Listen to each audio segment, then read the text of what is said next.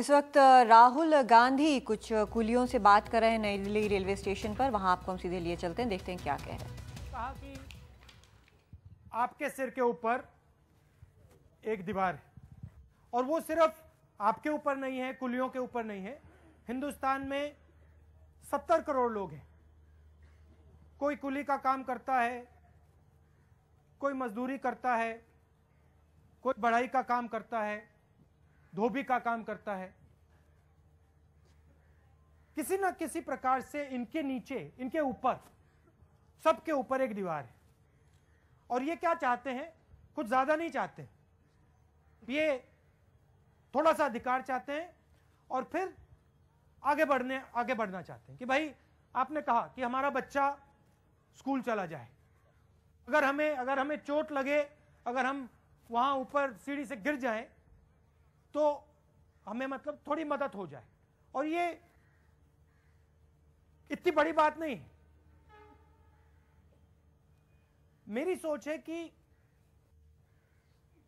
पूरा focus in 70 crore लोगों पे होना चाहिए, और अगर हम इनके सिर के ऊपर से दीवार हटाना चाहते हैं तो हमें इनके पैर के नीचे जमीन मजबूत करनी पड़ेगी। अगर हम उनके पैर के नीचे जमीन मजबूत नहीं करेंगे तो ये सिर के ऊपर से दीवार कभी नहीं उतार पाएंगे।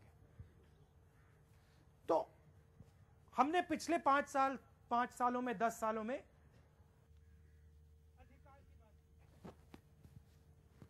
और मैंने आपको बताया रोजगार का अधिकार, भोजन का अधिकार, इंफॉर्मेशन का अधिकार, इन चीजों पे हमने फोकस किया। और मैं क्या करना चाहता हूं कि कम से कम, चाहे वो कुली हो, चाहे वो बढ़ई हो, धोबी हो, टैक्सी वाला हो, कम से कम अधिकार सबको मिले। ये मेरा लक्ष्य है कि इस देश में किसी को ना लगे कि भाई मेरे ऊपर दीवार पड़ी हुई है, मैं ऊपर नहीं जा पा रहा हूं, और वहां पे मतलब चुने हुए लोग हैं जो मतलब पूरे देश को चला रहे हैं। ये तो मतलब बड़े पैमाने पे मैंने आपको बात बताई। आपकी समस्याएं भी हैं, और जो आपने कहा वो बिल्कुल सही बात कही है।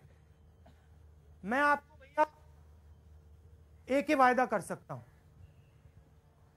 कि मैं जो भी करूंगा अपने दिल से आपके लिए करूंगा। मैं यहां जादूगर नहीं हूं। मैं जादू की छड़ी के साथ आपकी जिंदगी को 1 मिनट में नहीं बदल सकता हूं, मगर आपकी जो मुश्किलें हैं, जो बड़ी मुश्किलें हैं, उनके लिए मैं आपके साथ खड़ा हो सकता हूं, लड़ सकता हूं और बदलाव ला सकता हूं। मैं यहां आया क्यों? आपने कहा, बाकी लड़कों ने कहा, मैं चाहता हूं कि आपके साथ रिश्ता हो, और मैं आपसे सुनना चाहता हूं कि आप चाहते क्या हो। मैं उसको गहराई से समझना चाहता हूं, क्योंकि जब मैं उसको गहराई से समझूंगा तब मैं आपकी अच्छी तरह मदद कर पाऊंगा। इसलिए मैं यहां आया, और आप आए, आज सुबह मेरे घर आए थे, इसके लिए आप सबको बहुत बहुत धन्यवाद। मैं जो आपकी मांगे हैं उनको मैं रेलवे मंत्रालय में डिस्कस कर दूंगा, उनको कह दूंगा कि यहां थोड़ा ध्यान दें।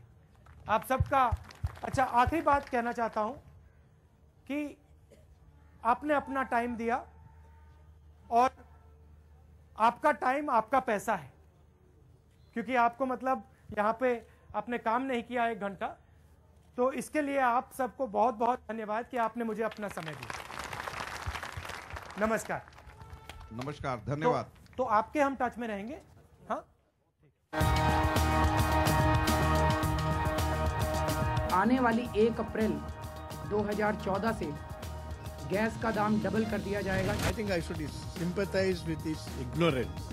He should know how the government functions. Veerappa Moily जी बिल्कुल सही बात कहते हैं। अरविंद केजरीवाल को जो है वो सरकार चलानी नहीं आती, क्योंकि वो इतना बड़ा घोटाला अपनी आंखों के सामने नहीं होते हुए देखना चाहते। जो सवाल उठा रहे हैं ठीक उठा रहे हैं। सेंट्रल गवर्नमेंट के सामने सीएजी की रिपोर्ट बहुत दिनों से पड़ी हुई है, और सेंट्रल गवर्नमेंट इस मामले में कुछ करना नहीं चाहती, क्योंकि सेंट्रल गवर्नमेंट तो खुद अक्यूज्ड है इस मामले में।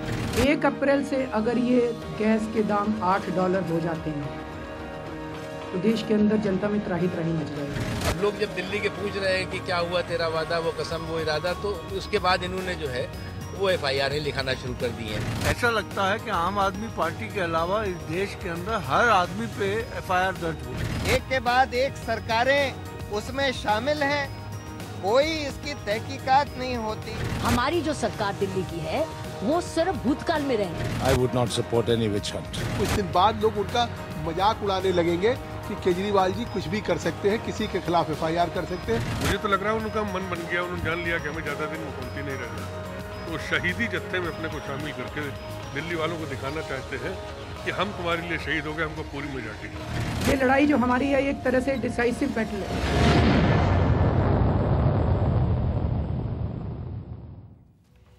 नमस्कार, बड़ी खबर में मैं कादम्बिनी शर्मा हूं आपके साथ। आज दिल्ली के मुख्यमंत्री अरविंद केजरीवाल ने प्रेस कॉन्फ्रेंस की। 4 वरिष्ठ नागरिकों की शिकायत पर केंद्र सरकार और मुकेश अंबानी की रिलायंस पर कुछ आरोप लगाए। उन्होंने कहा कि गैस के दाम पर रिलायंस और केंद्र सरकार में सांठगांठ है। 1 अप्रैल से गैस के दाम दोगुने करने की तैयारी है। गैस की कीमत $4.2 से बढ़कर $8.4 हो जाएगी। गैस उत्पादन की लागत $1 से भी कम है। गैस के दाम बढ़े तो आम आदमी पर मार पड़ेगी। ट्रांसपोर्ट, घरेलू गैस और बिजली की कीमत बढ़ेगी। गैस के दाम बढ़ने से देश को सालाना करीब 54,500 करोड़ की चपत लगेगी। रिलायंस को 1.2 लाख करोड़ का मुनाफा होगा। ऐसे ही आरोप लेफ्ट की तरफ से भी लगाए गए थे, लेकिन केजरीवाल ने वीरप्पा मोइली, मिलिंद देओरा, मुकेश अंबानी के खिलाफ FIR दर्ज करने की बात भी कही है। साफ है, इस पर तीखी प्रतिक्रियाएं आई हैं कांग्रेस से भी, बीजेपी से भी, और ये भी आरोप लगा है कि मामले का राजनीतिक फायदा उठाने की कोशिश की जा रही है उस वक्त जब सुप्रीम कोर्ट में इस पर सुनवाई हो रही है। बड़ी खबर में आज हम समझने की कोशिश करेंगे तकनीकी पहलू भी और राजनीतिक दांव पेंच भी। हमारे साथ खास मेहमान मौजूद हैं दिल्ली में, यहाँ स्टूडियो में। आपको हम बता दें पहले कौन कौन है हमारे साथ। हमारे पास प्रबोध पांडा हैं, सांसद हैं CPI के। हमारे साथ संबित पात्रा हैं, नेता हैं BJP के। रमेश जोशी हैं, हेड एनालिस्ट हैं indianpetro.com के, एक्सपर्ट हैं इस पूरे मसले पर। और आशुतोष जुड़ रहे हैं, प्रवक्ता हैं आम आदमी पार्टी के। और प्रियंका चतुर्वेदी स्पोक्स पर्सन हैं, प्रवक्ता हैं कांग्रेस की, मुंबई से हमारे साथ जुड़ रही हैं। सबसे पहले रमेश जोशी, आपसे जानना चाहती हूँ, बड़ा सिंप्लीफाई करके, सिंपल तरीके से जो एक नब्ज होती है पब्लिक की, उसको अरविंद केजरीवाल ने पकड़ा है। कहा है कि इससे महंगाई बढ़ेगी, आप इससे मुश्किल में आएंगे, ये दोगुनी दाम हो रहे हैं, आपको इससे समस्या होगी। इतना सिंप्लीफाई करके शायद पहले कभी किसी ने, लेफ्ट ने भी इस मामला उठाया था, लेकिन क्लियर कट इस तरह से शायद किसी ने नहीं बोला हो। लेकिन जो आरोप यहाँ पर लग रहे हैं कि दोगुना होगा, आपके साथ प्रॉब्लम होगी और आप इसको कम कर सकते हैं, कम में चला सकते हैं, आपने धोखा किया है, इसमें कितना दम है? टेक्निकली पहले मैं जानना चाहती हूँ संक्षिप्त में। इसमें ऐसा है कि वो रंगाराजन कमेटी ने एक फॉर्मूला दिया जिसके तहत ये हुआ कि गैस के प्राइसेस $8.4 पर MMBTU हो जाएंगे। तो अब वो फॉर्मूला जो है वो जरा सा कॉम्प्लिकेटेड है। हाँ। उसमें ये कहा जा सकता है कि भाई इस तरह के फॉर्मूले की जरूरत नहीं थी। हाँ। उसमें 2 एवरेजेस लिए गए हैं। हाँ। एक है कि आप इंडिया में जो गैस इंपोर्ट होती है उसका वेटेड एवरेज ले लो। एक है कि आप UK की, US की और जापानीज गैस प्राइसेस का एवरेज ले लो, फिर दोनों को मिला के उनका एवरेज ले लो, जिसके तहत ये 8.4 प्राइस आ गई। तो अब ऐसा है कि जापानीज में वो फुकुशिमा डिजास्टर के बाद गैस की प्राइसेस ऊपर हो गई। हाँ। तो उसमें उस हिसाब से हमारे इस फॉर्मूले से गैस की प्राइस भी ऊपर हो गई। कल जापान में कुछ और भी हो सकता है, तो फिर प्राइस और ऊपर चली जाएगी, तो हमारे इंडिया में भी प्राइस और ऊपर चली जाएगी।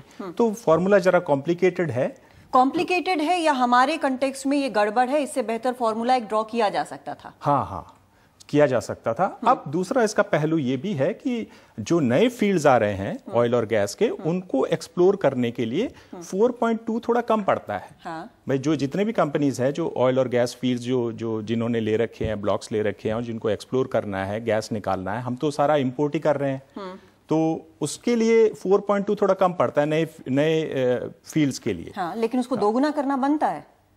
अब यही मैंने कहा कि वो थोड़ा जरा कॉम्प्लिकेटेड है, तो उसमें तो थोड़ी कुछ गुंजाइश थी उसमें मेरे हिसाब से। लेकिन वो नहीं देखी गई। हाँ, और ये है कि नए फील्ड्स के लिए अब 4.2 में वायबल नहीं होते फील्ड्स, तो उनके लिए भी प्राइस थोड़ी थोड़ी ज्यादा होनी चाहिए। तो ये बात भी सही है। हाँ, और जो पुराने फील्ड्स हैं जो बहुत सालों से प्रोडक्शन में है उनको फायदा होगा 8.4 से, क्योंकि उनका कॉस्ट कम है।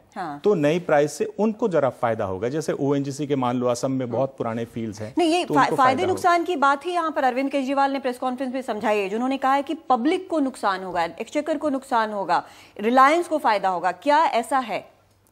टोटल स्थिति अगर हम बहुत सिंपली एकदम समझने की कोशिश करें दो वाक्य में, तो फायदा किसका है, नुकसान किसका है, क्या बेहतर किया जा सकता था?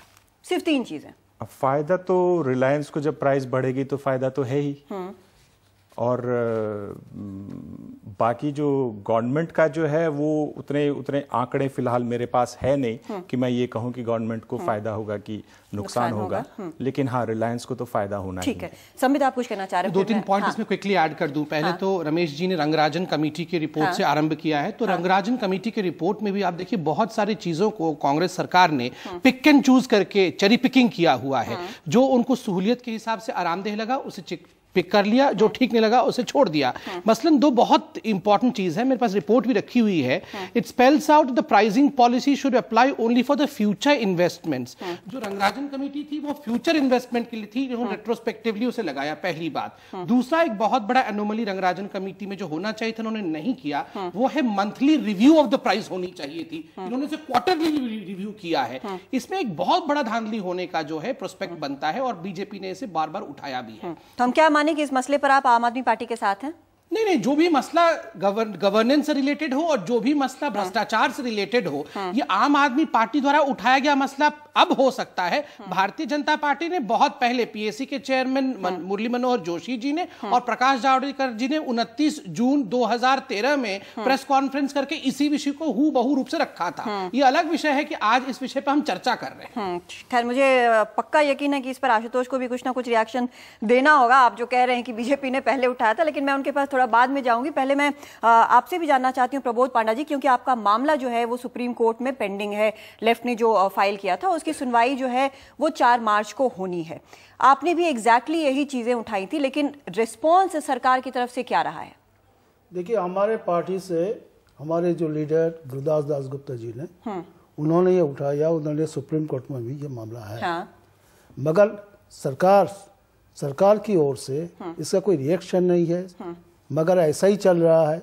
वो जो अभी जो FIR हुआ, ये तो हमारे पार्टी से पहले भी उठाया था।